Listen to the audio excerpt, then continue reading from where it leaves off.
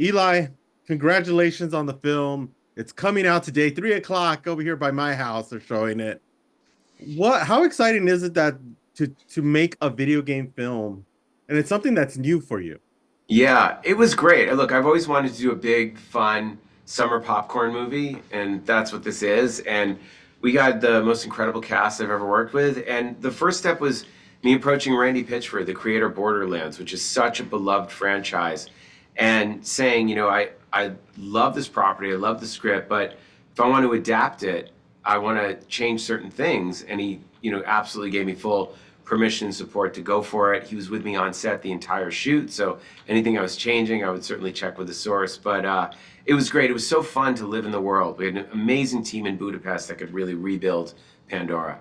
Oh, awesome. And what were some of the inspirations that you brought in for this film?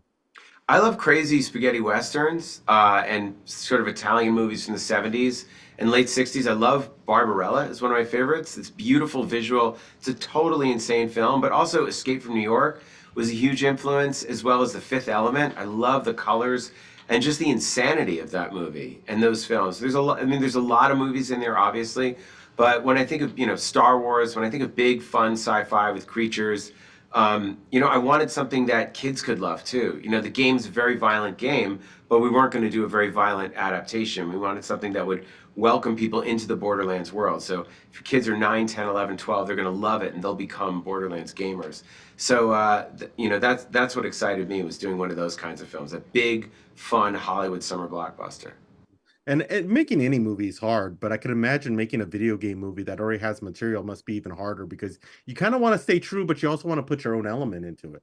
Well, you're going into someone's sandbox and you want to bring it to life. And what's great is that I love the game, and it's aesthetic and sense of humor and sensibilities really mesh with mine very well. So, Randy Pitchford opened up the entire Gearbox asset library to us. So when you see it, you really, every wall, every detail, every poster, everything in the movie is completely Borderlands.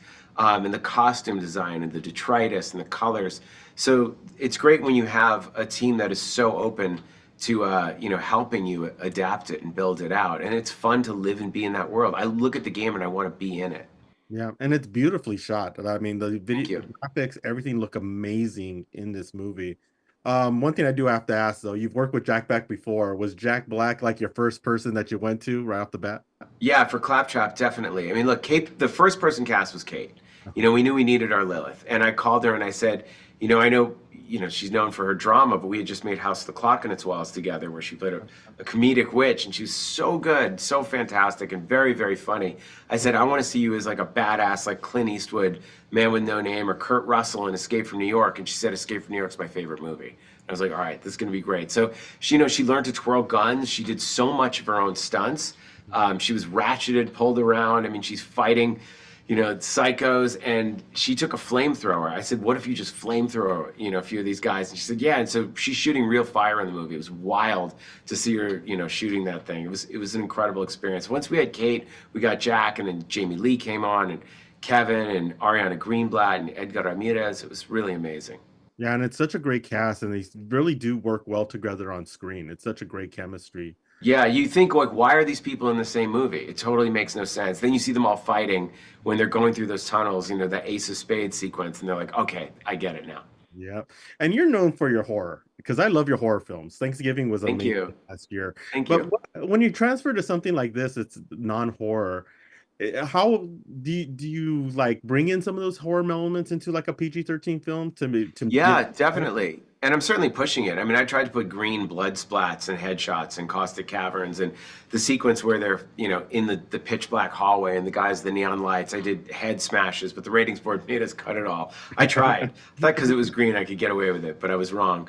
And so, I like the insanity. I like when you're watching a movie and it feels like you're in the hands of an unstable narrator. Like when people watch my movies, they're like, they know that there's someone unhinged at the helm, and that you can't trust me, and that's what I like. And so I wanted to bring a sense of that fun and madness and insanity to Borderlands. Awesome. Eli, thank you so much for stopping with us. Really appreciate it. Continue the amazing work. Love Awesome. all your movies. We look forward to seeing this one, for everybody to see this one starting today. Yeah, see it on the biggest screen you can, and bring the kids and grab a bucket of popcorn and laugh your ass off. Awesome. Thank you so much.